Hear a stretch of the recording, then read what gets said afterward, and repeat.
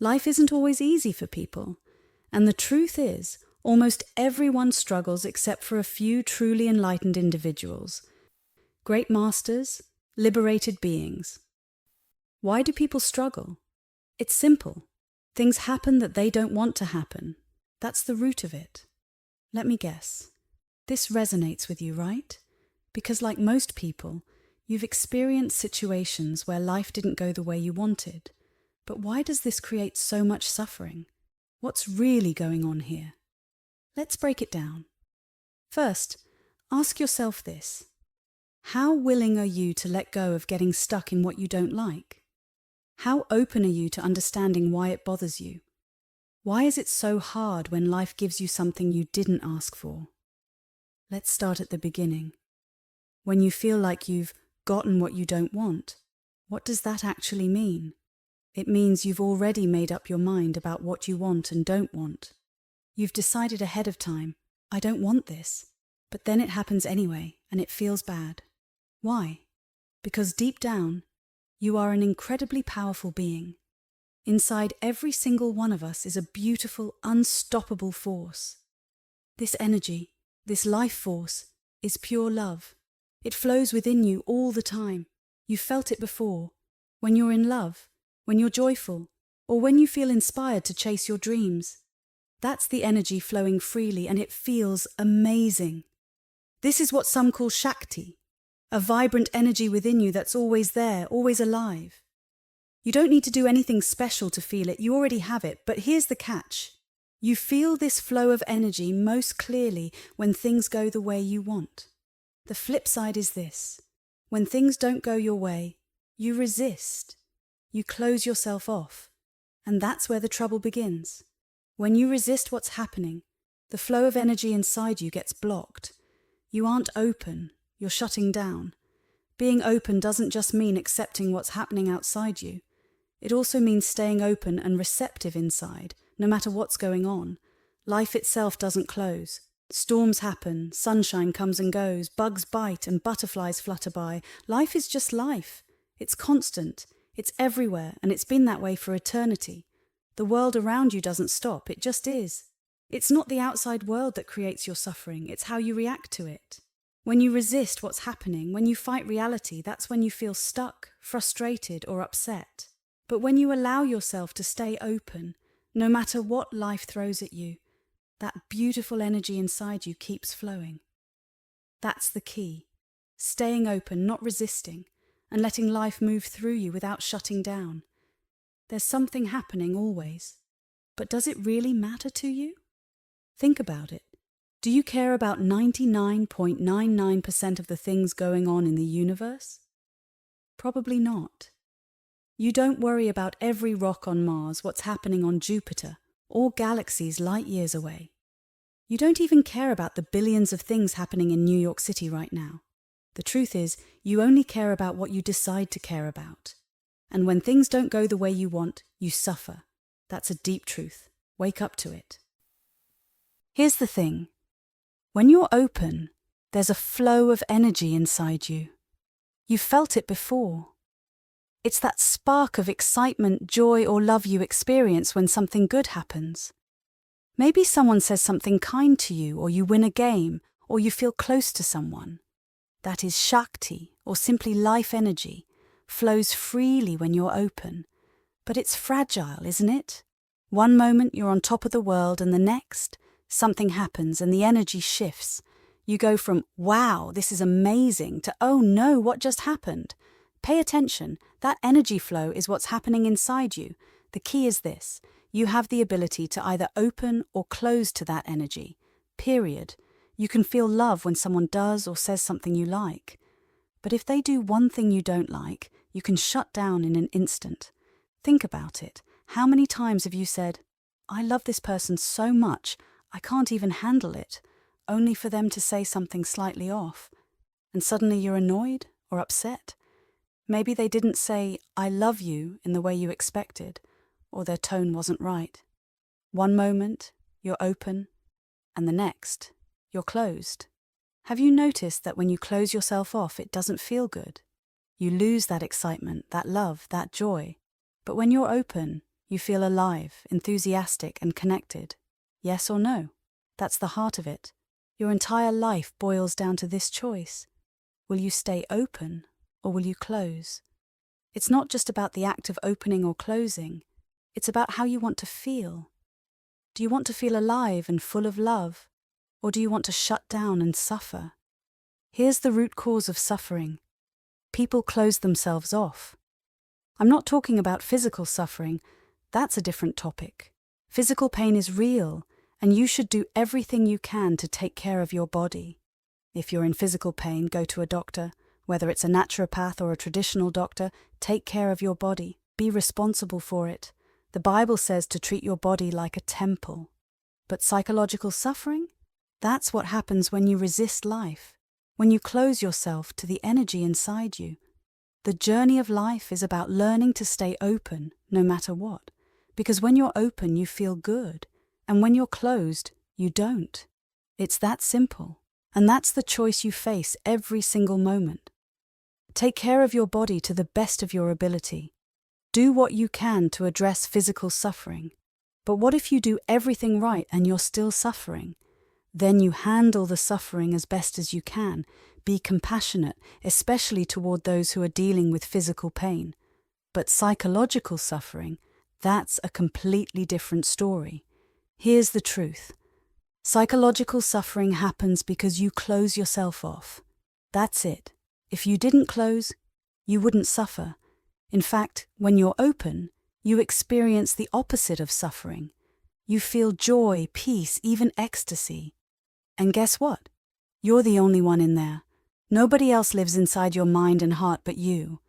Your mom doesn't live in there. Your dad, your kids, your partner, none of them live in there. It's been you the whole time. Think about it. When you were little, you were in there. When you were a teenager, you were in there. Even now, it's still you in there. So if it feels bad in there, it's because you're closed. It's not because of what someone said or did. You might think, I'm closed because of him, because of her, because of what they said. But no one else closed for you. You did that yourself. Sure, you might justify it. You might think, I had a good reason to close. But at the end of the day, you're still the one who's closed, and that's why it feels bad.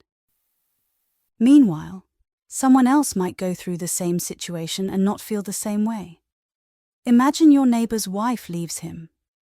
He might be bitter or relieved, depending on how he chooses to react.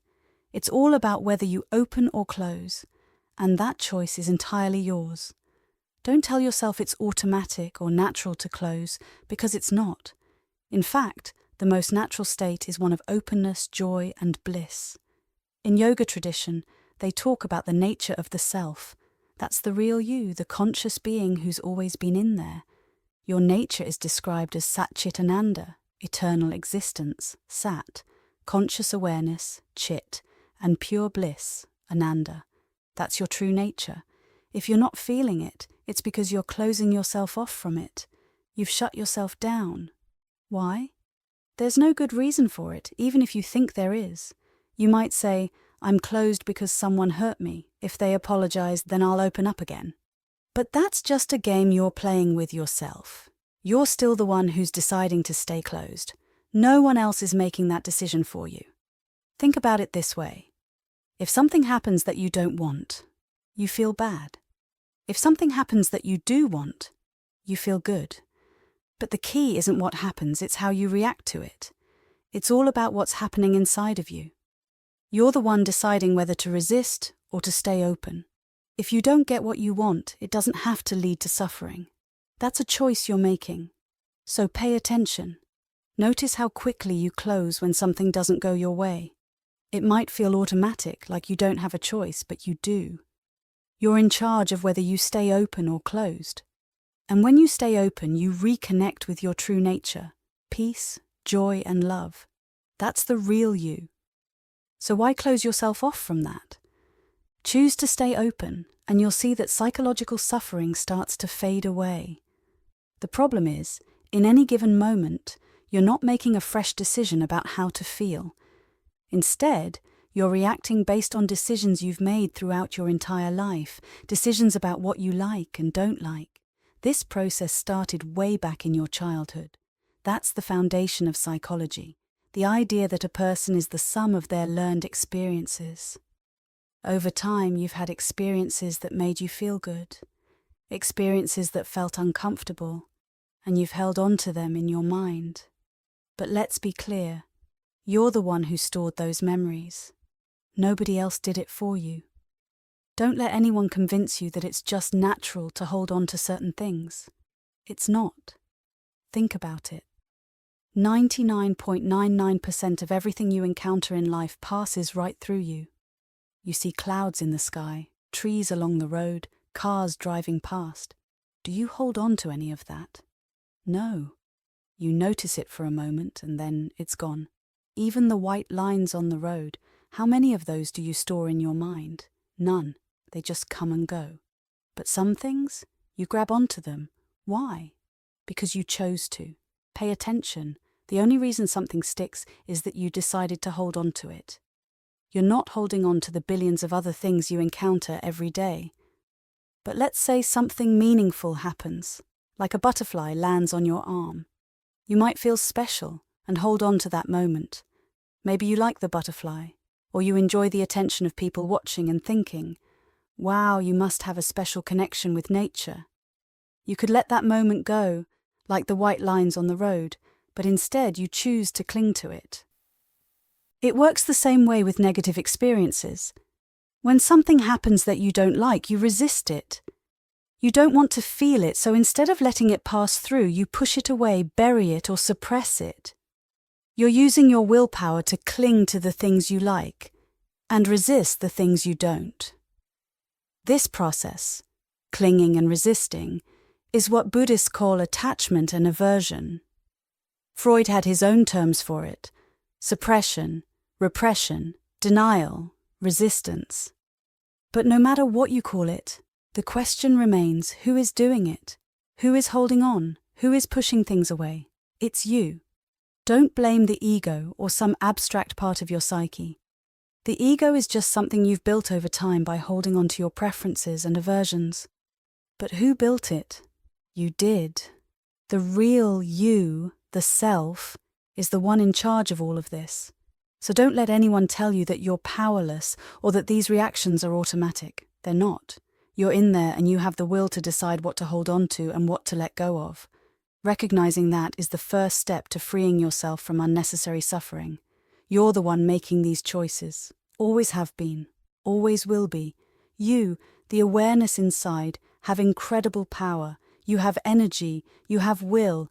And you use that will to either hold on to things so they stay with you or push them away so you don't have to deal with them. This process is what suppression is. It's you actively resisting certain experiences or emotions. Over time, this is where all your likes and dislikes come from. You didn't consciously decide what to like or dislike. Instead, those preferences formed based on the experiences you've had. Even things like watching a movie or reading a book are experiences that shape you. For example, maybe you saw a beautiful movie as a child and thought, I want to be like Snow White. But you decided, I don't want to be like Grumpy. Those preferences stayed with you because you held on to them. The experiences you hold on to shape your personality, your ego, and how you see yourself. You start to think, I'm the person who likes this and doesn't like that. I'm the one who had this experience, and that's who I am. But here's the truth. That's not who you really are. It's just a collection of things you've chosen to hold on to. For instance, imagine you won a beauty contest at 22 years old. You might think, I'm attractive, I'm special, everyone likes me. That becomes part of your self-image. But as time goes on, you age, you get wrinkles and your hair turns white. Suddenly you don't feel like that same person anymore. But what's really happening? You're still the same consciousness inside, simply experiencing the wrinkles and white hair now. The beauty contest wasn't who you were, it was just an experience you held on to. On the flip side, let's say you didn't win that contest. You came in second. Instead of feeling special, you might spend your whole life resenting it, thinking, I was so close. that resentment also becomes part of your ego, shaping how you see yourself. But none of that is who you are. It's just a collection of things you didn't let go of. This is how your ego is built, from the experiences you either clung to because they felt good or resisted because they felt bad.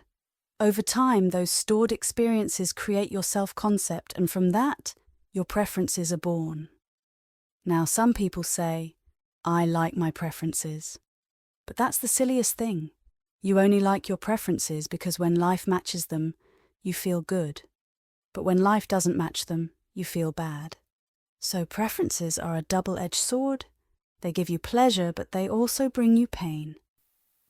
Ultimately, you're not your preferences or your ego. You're the conscious being inside, simply experiencing life. The key is to stop clinging to or resisting experiences and let them flow through you. Only then can you discover the real you, the one beyond all these stories you've created. Here's how it works. The world unfolds around you and you experience it through your senses. But how you feel, whether good or bad, isn't something you control in the moment. It's determined by all the things you've stored inside over the years. Maybe someone says something to you, or you see someone wearing the same outfit as you at a party and suddenly you're upset. I thought this outfit was one of a kind, you might think. Or you get angry because it's raining or it's too hot or too cold.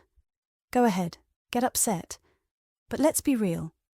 Does that kind of reaction ever actually make you feel better? No, it doesn't. The world is just doing what it's supposed to do. It unfolds. Things happen, and those things come in through your senses. The real question is, what do you do with those experiences right now? Most people, nearly everyone in fact, let these new experiences hit all the stuff they've already stored inside. Why is there so much stored in there in the first place? Because you've been holding on to it, whether you realize it or not. This is where most people don't take responsibility. Psychology often tells you, oh, poor thing, this happened to you when you were 3 years old and now you're 63, still struggling with it.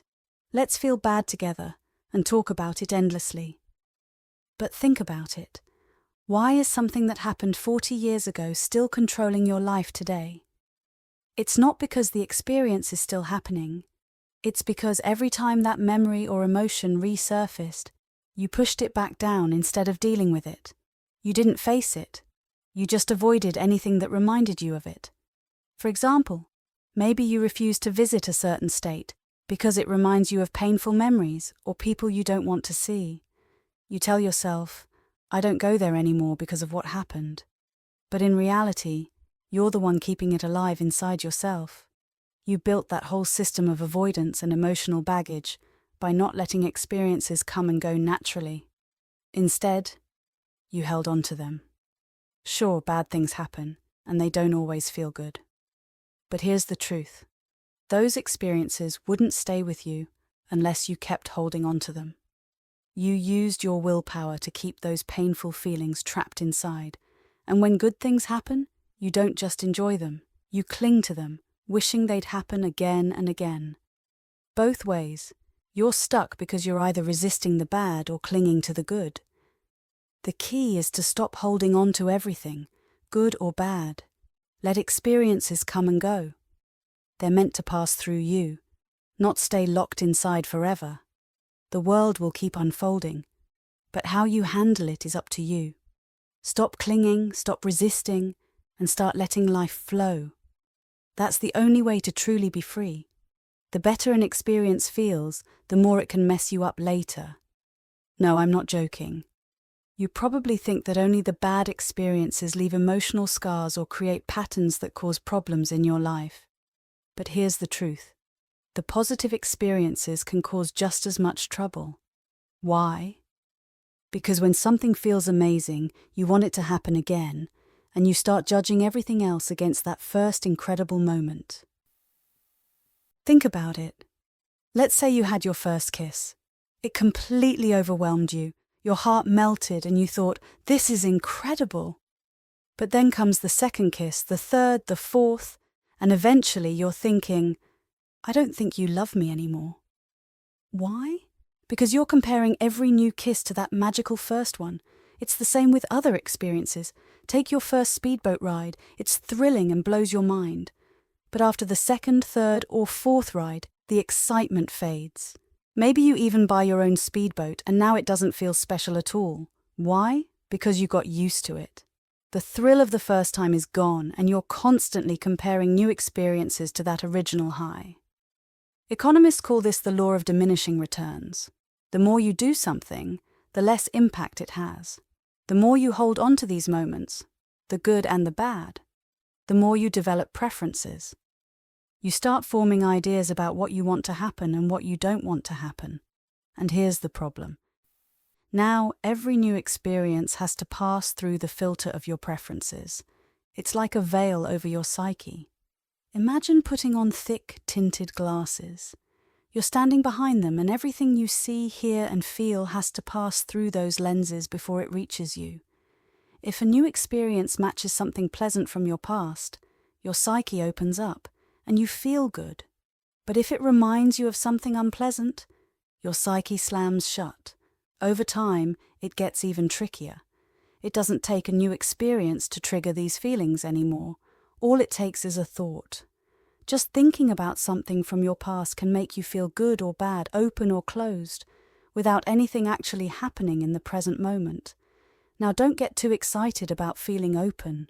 Conditional openness, where you only feel good when certain things happen or when specific conditions are met, is still a problem. Why? Because you start chasing the things that open you up. You look for situations, people, or experiences that made you feel good in the past, thinking they'll do it again. But life moves on. You're not the same person you were when you were 12. So why are you holding on to what made you happy back then? This whole process of opening and closing is happening because of you. It's not the world's fault, and it's not anyone else's. You might say, "It's not my fault, they said something that hurt me." But here's the hard truth. You built the ego that couldn't handle what they said. You have to own that. Imagine someone else standing right next to you. They hear the exact same words but aren't bothered at all. Why? Because they don't have the same history, preferences, or attachments that you do. You're the one inside creating all of this. The world is just unfolding as it always does. If you want to stop suffering, you have to stop clinging to the past and comparing everything to it. Let go of the veil, let life flow through you, and stop letting your stored experiences control how you feel. That's the only way to find real freedom. You've stored so many of your past experiences that now you struggle to handle the present moment. Instead of just letting life flow, you feel the need to control everything around you. You try to manipulate people and situations, doing whatever you can to prevent what you don't want from happening and to ensure that what you do want actually occurs. And let's be honest, that's exhausting, isn't it? It's no wonder you feel anxious, tense, or overwhelmed. The root of this tension lies in what you've stored inside. Here's the truth. You don't just store the good things. You've held on to way more negative experiences than positive ones. If I'm being generous, maybe you've saved one nice memory for every 2,000 unpleasant ones. That's a heavy imbalance. Take a moment to reflect on it.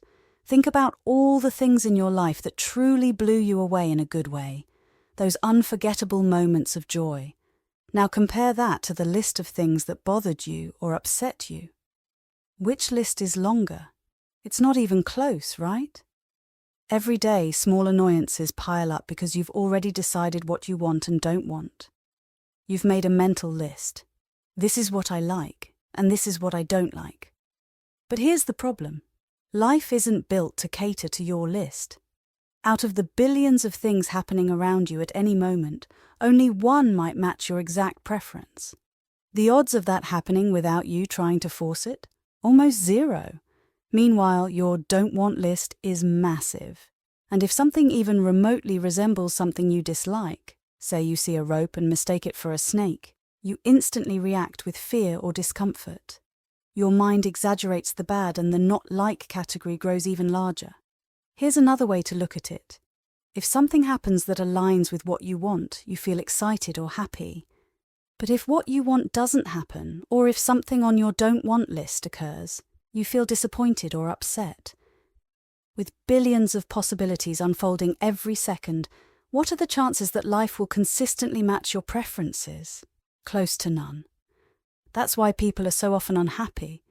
It's because of the impossible odds they've created for themselves. This isn't just random, it's what you've done inside yourself. You've built this system of preferences, expectations, and aversions, and now you're trapped by it. So how do we stop suffering? This is the very question the Buddha devoted his life to answering. He saw that everyone suffers. Rich or poor, young or old, it didn't matter. His conclusion? The root of all suffering is preference. In Buddhism, this is often translated as desire, but the deeper meaning is about having preferences. Desire isn't just about greed or lust, it's about clinging to the idea of how things should be. Preference means wanting things to go a certain way and resisting anything that doesn't match that. And that resistance, that attachment to preferences, is the cause of suffering. Think about it. Do you have preferences? Of course you do. Everyone does. But the Buddha's teaching, what we're discussing here, is that if you want to be free from suffering, you have to let go of those preferences. Stop clinging to what you want and resisting what you don't want. When you do that, life starts to flow and suffering diminishes. So the real challenge is this. Can you live in the present without letting your stored preferences dictate how you feel? That's the key to freedom from suffering, and it's entirely up to you. If you didn't create that internal system, the one that decides what you like or don't like, what you want or don't want, you wouldn't suffer. Life would simply happen. Events would come, you'd experience them, and then they'd pass. Why? Because suffering comes from what you've built inside yourself. Your entire psyche, your inner world, is just a collection of what you've stored.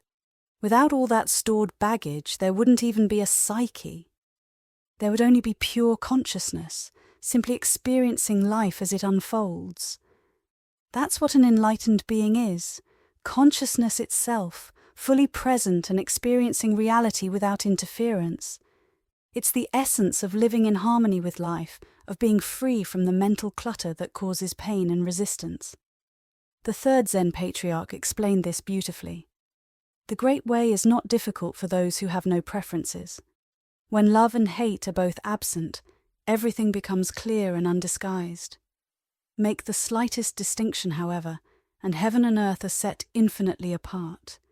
To set aside what you like from what you dislike is the disease of the mind. Avoid such things carefully. Now, think about what this means. To live without preferences doesn't mean you lose your individuality or can't have desires. It means letting go of the idea that life has to match your preferences for you to be okay. It's not about abandoning everything you care about, but understanding that clinging to what you like or resisting what you dislike creates inner conflict. You don't have to do this if you're not ready. It's a choice. But isn't it the truth that setting aside what you like from what you dislike is the root of mental struggle? It's not natural to resist life. What's natural is nature itself. Look at the rain. It rains when it rains. You might not like it, but what does that have to do with you? The weather isn't personal. It didn't rain because it's your birthday. It rained because of atmospheric conditions, not because the universe wanted to ruin your celebration. If you study meteorology, you'll see that rain has nothing to do with you at all. Yet you make it about yourself, and that's where the suffering begins. This principle doesn't just apply to the weather, it applies to people too.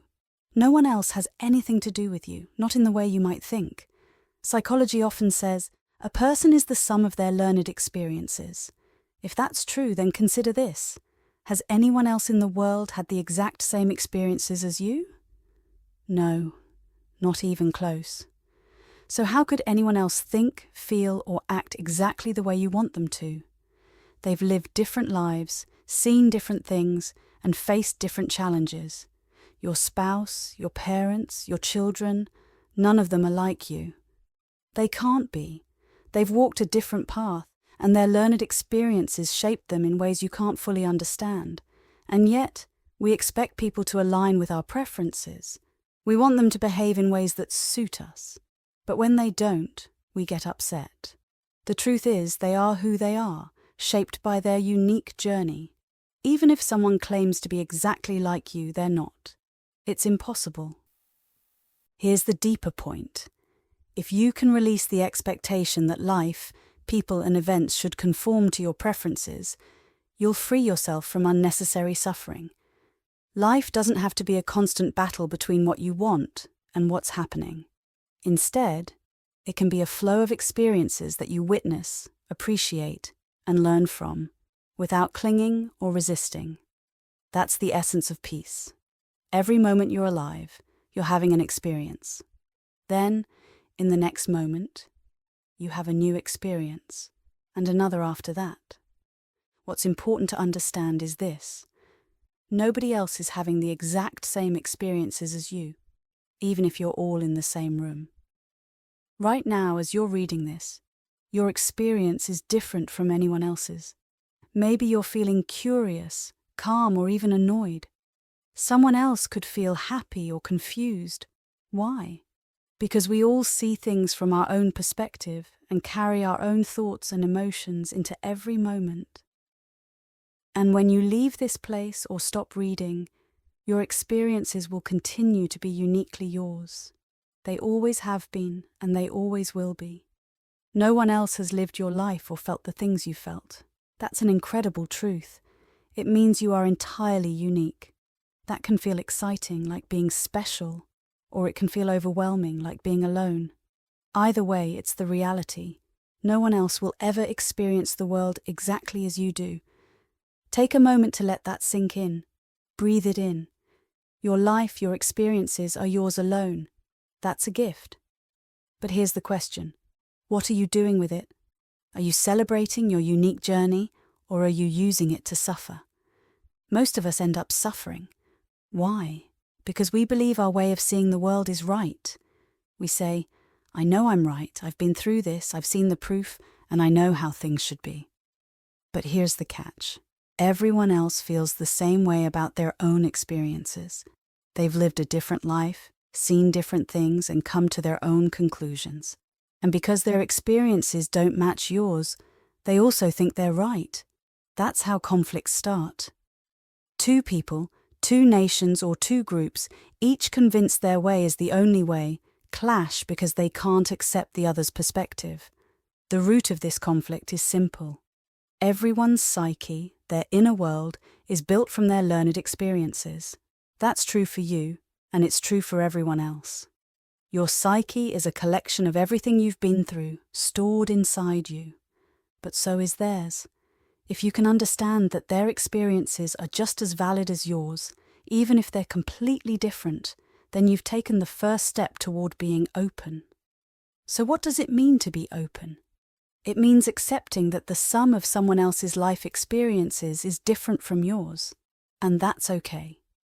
It doesn't make them wrong, and it doesn't make you wrong either.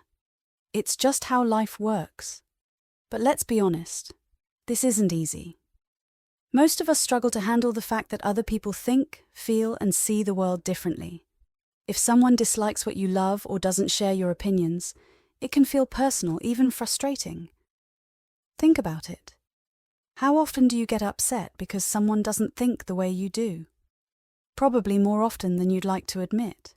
And yet, it's so obvious and logical. No one can think exactly like you because they haven't lived your life. They're not supposed to. This, right here, is the human predicament. Your inner world is the sum of your experiences, and theirs is the sum of theirs. And when we can't accept those differences, we suffer. But here's the solution. You don't have to change anyone else. You just have to open up to the idea that their experiences are just as real and valid as yours. Even if they're nothing alike, that's how you move beyond the conflict, beyond the suffering. And that's where peace begins. You have two choices, and I already know which one you picked, but I'm trying to change it. What does that mean? Go ahead and manipulate people to get what you want. Really, is that what you're suggesting? If you did that to me, you'd be on the couch for 2 weeks, no dinner for 3 days, for the kids too. Wait, hold on. Are we saying the goal is to manipulate the world so people either fear us or want something from us just to get them to act the way we want? Isn't that what so many people are doing? Take a look at the news. The ones with the most power, the most money, the best looks, the most fame, they seem to get what they want. So, does that mean the way to avoid suffering is to control others? You keep your ego intact by making people afraid, jealous, needy, whatever it takes to influence them to behave how you prefer. But does that sound enjoyable? It's not fun. It's rooted in fear. That kind of power comes from fear. Fear of not getting what you want, fear of getting hurt.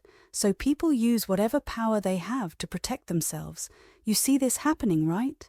Beneath it all is fear. That's why people lie, cheat, and steal, because they're all just trying to get what they want. But the methods are miserable, and it's all a form of suffering. I feel bad for those trapped in this mindset. Living like that is exhausting. You wake up scared, worrying about what you need to do or fretting over something you did wrong days ago. Maybe you think you offended someone and now it's haunting you. But think about it. There are 8.3 billion people on this planet. Offending one person shouldn't feel like such a huge problem, right? Yet it feels that way because you're afraid they might not give you what you want, or they might treat you badly. Can you see how this cycle is driven by fear? We live in fear, and it causes so much trouble in our lives. So let's break it down. You have these preferences, the things you want or don't want. Now you have 2 choices. The first choice is to go out and try to control the world, manipulating everything and everyone so that things turn out exactly how you want them to. But here's the thing, it's impossible. The world will never fully match your preferences, and deep down, you already know that. So what's the other choice? The other choice is to look inward and ask yourself, if my preferences are the cause of my suffering, why not let them go? It might sound harder at first, but it's actually much easier than trying to make the entire world fit your wants. People resist this idea because they think their preferences are what make them happy. They believe, if I give up my preferences, I'm giving up my happiness. But that's not true. There's a way to keep your happiness without being ruled by your preferences. It's like a cheat code, and I'm about to share it with you. There's an ancient teaching that says, the great way is not difficult for those who have no preferences. I've thought a lot about this, and I know many people love their preferences. They love chasing after them and the little highs they bring. So I've come up with a twist on this idea. Here's the updated version. The great way is not difficult for those who prefer everything. What does that mean? It means you don't have to give up your preferences. Instead, expand them. Prefer everything that happens. If it rains, think, oh wow, free shower. If someone doesn't like you, think, how interesting. What can I learn from this? When you prefer everything, life becomes amazing. You're not fighting against reality anymore, you're embracing it. Now you have another choice to make. Do you want to spend your whole life working to make the world fit your preferences, knowing it'll never fully happen? That's a job that's never finished, and it's exhausting. Or, do you want to do the inner work of adjusting your perspective so that you can enjoy everything as it is? Once you do that, the work is done, and you'll never have to fight with life again. This applies to everything, even the end of your life. Imagine lying on your deathbed, not in fear, but with excitement. You could think, wow, I'm about to solve the greatest mystery of all time. What happens next? Nobody knows.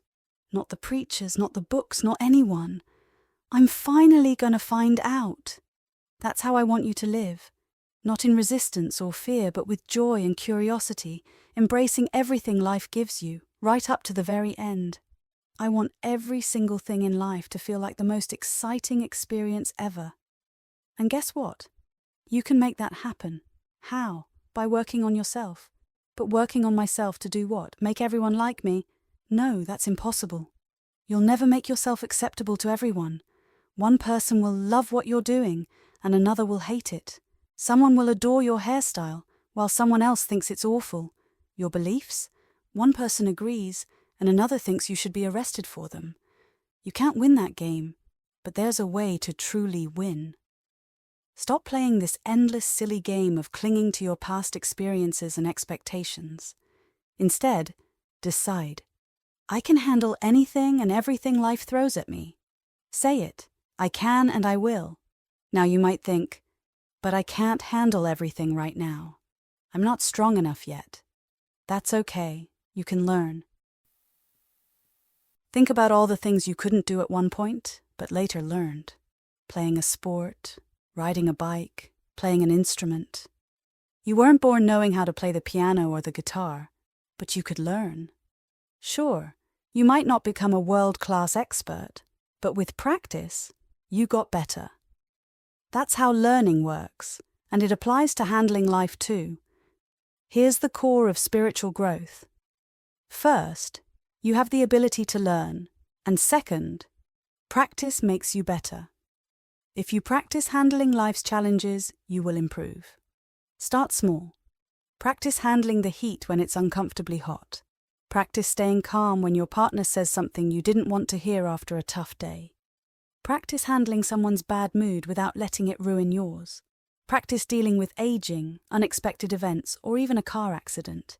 Here's a fun example. Imagine you're speeding, and suddenly there's a siren behind you. Instead of panicking, think, oh boy, I get to meet the cops. This will be interesting. It's all about how you choose to respond.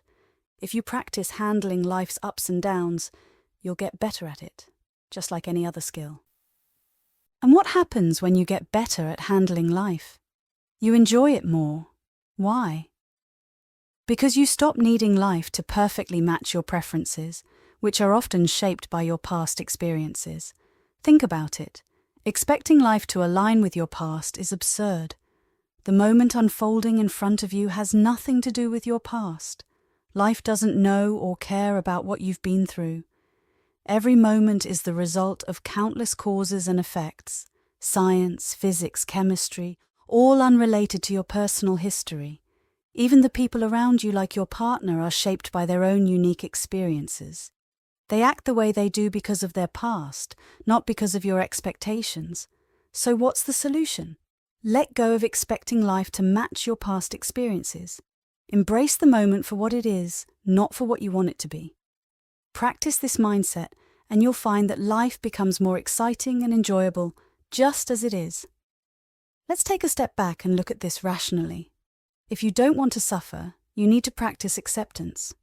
Now let's clear up a common misunderstanding about acceptance. People often think, does acceptance mean I just let the world walk all over me? But when you really understand it, acceptance doesn't seem weak or passive. It's actually a sign of great inner strength. Acceptance means you're strong enough, centered enough, and secure enough within yourself to handle whatever happens. If someone says or does something unpleasant, you can stay steady and not let it throw you off balance. You can think, okay, I didn't like that, but I can handle it. Now, what's the best way to respond? This doesn't mean you ignore the situation or do nothing about it. It just means your actions aren't driven by the inability to handle what happened. There's a big difference between reacting because you're overwhelmed and acting from a place of calm. For example, if someone says something hurtful, a reactive response might look like yelling, throwing things, or shutting down completely. That kind of behavior shows you couldn't handle the situation. But what if you've learned to handle things that upset you? What if you can accept that not everyone will agree with you or behave the way you want them to? When you can handle it, you're free to act thoughtfully instead of reacting impulsively. From this place of calm, you might ask yourself, what can I do to bring harmony or understanding to this situation? Maybe there's something you can do, and maybe there isn't. Either way, you don't dump your frustrations onto others. Think about times when someone has dumped their anger or pain onto you. It didn't feel good, did it? And often the cycle continues. You end up passing that negative energy onto someone else. But if you learn to handle your emotions, you can break the cycle. You can deal with situations calmly, without letting your inner struggles spill out onto others. That's the difference between reacting and acting. Reacting is impulsive, driven by your inability to handle what's happening. Acting comes from clarity, calmness, and being present in the moment. And here's the thing, it doesn't mean there's a specific right way to act. Nobody can give you all the answers. The key is to stay centered and do the best you can in each moment, without letting your stored frustrations or fears drive your actions. Does this make sense? Spirituality isn't irrational or blind faith. It's about using your intellect and paying attention to what's happening inside you. You have the ability to create a beautiful life for yourself and to uplift those around you. But it starts with letting go of ideas like, I'll only be happy if others do what I want, or if someone leaves me, I'll suffer forever and it'll be their fault. Let's be honest, if you're suffering because of something someone else did, they may not even care. But you're the one who has to live with that suffering. So why not take responsibility for what's happening inside you? Why not wake up to the fact that you have control over how you respond to life? I get it. It doesn't always feel that way. When something upsetting happens, it can feel like it takes over your entire being. It saps your energy, makes you feel weak, and can even lead to depression. And what is depression? It's when something happens that you don't like, and instead of facing it, you shut down to avoid feeling it. This brings us full circle to where we started. Suffering begins when you resist reality. But when you stop resisting and learn to handle life as it comes, you free yourself. You become stronger, clearer, and better equipped to deal with whatever life throws at you. That's the real power of acceptance. You've said, when I close, I don't feel good. Then you add, but I only closed because I didn't feel good. Can you see how silly that logic is? You're saying that closing, which makes you feel worse, is somehow a solution to already feeling bad. It's not. The truth is, you closed. Nobody forced you to. And the key to living without suffering is learning not to close. Think about it. If you could walk through life without closing, you wouldn't suffer. That's the ultimate goal. The Great Way isn't difficult for those who don't close. And the secret to not closing, it's learning to prefer everything. It's like a video game. When kids play video games, they face challenges, try different strategies, and keep going even when it's hard. Life is like that too. Every morning when you get out of bed, you're stepping into another level of the game. And when you sleep and dream, it's like entering a whole new game. People often get caught up in their dreams, interpreting them, or reacting emotionally. For example, someone might wake up and say, I had this terrible dream, there was a monster and I'm so scared. But wait, it was just a dream. Why let it bother you? If you can't let go of a dream, how are you going to let go of things in your waking life, which feel even more real? Dreams often reflect the things we suppress in our waking life. Freud was right about this. When you shove down emotions or experiences you couldn't handle, they don't disappear. That energy gets stored inside you, and it often resurfaces in dreams. I have compassion for you and for the things you've suppressed. Those feelings and experiences were a form of life energy, a gift, really. But because you couldn't handle them, you pushed them down. And now, they're trying to come back up, seeking release. That's why psychologists study dreams. They reveal what's been stored deep inside. Now imagine this. What if you didn't store anything inside? What if you faced and let go of everything as it happened? Your dreams would change, or might even stop altogether, because there wouldn't be anything left to process. When you let go completely, your consciousness goes very deep. In spiritual teachings, this is described in stages. First, there's the conscious world, your daily life. Then there's the subconscious world, which you experience in dreams. If you go even deeper, you reach what some call the superconscious or divine state. What does that mean? It's liberation. Your consciousness is no longer focused on your thoughts, emotions, body, or senses. Instead, it returns to its source. Everything has a source. Just like your body came from your mother's womb, your inner being, your consciousness came from something even deeper. Great spiritual masters have shown that when you stop being distracted by the external world and your internal chatter, your consciousness naturally floats back to its source. You don't have to force it. It's like this. If you're not distracted by something, you return to where you were before the distraction. In Zen, there's a famous question: what was your face before your mother was born? It's meant to stop your mind in its tracks. If you're not focused on your thoughts, emotions, or external distractions, your consciousness returns to its original, undistracted state. And what is that state? It's often described as divine oneness with the universe. It's like being a ray of sunlight connected to the sun itself. You're part of everything, yet uniquely you. That's what it means to let go, to stop closing, and to live in harmony with the flow of life. Imagine you lived a long time ago, before science could explain anything. If someone asked, "Where does light come from?" You'd look around and see light shining in different places, but you wouldn't know its source. Now we know that all rays of light come from the same place, the sun. The light spreads out and shines on different spots, but every ray originates from the same source. In the same way, all consciousness comes from one universal source. It doesn't matter whether we call it God, universal consciousness, or something else. It's all the same. Consciousness is the fundamental force that creates and sustains everything in existence. It's not your consciousness or my consciousness. It's the consciousness of the universe itself.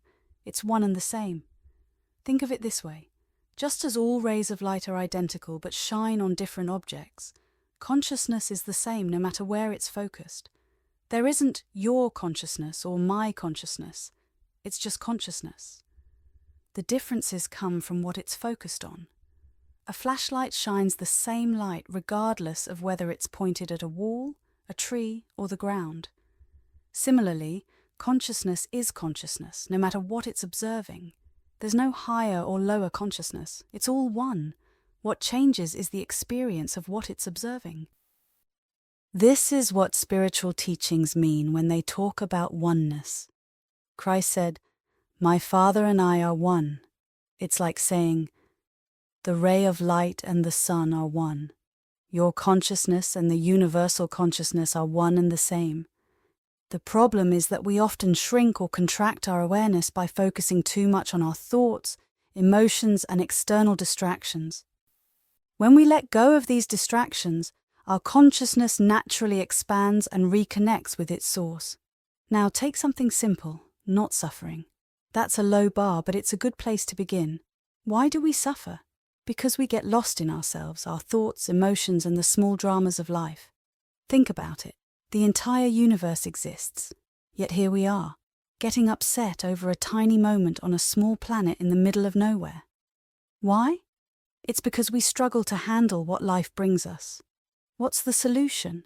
Learn to let life pass through you. Don't resist or suppress your experiences. Fully feel and embrace them. Let them flow through your being instead of clinging to them or pushing them down.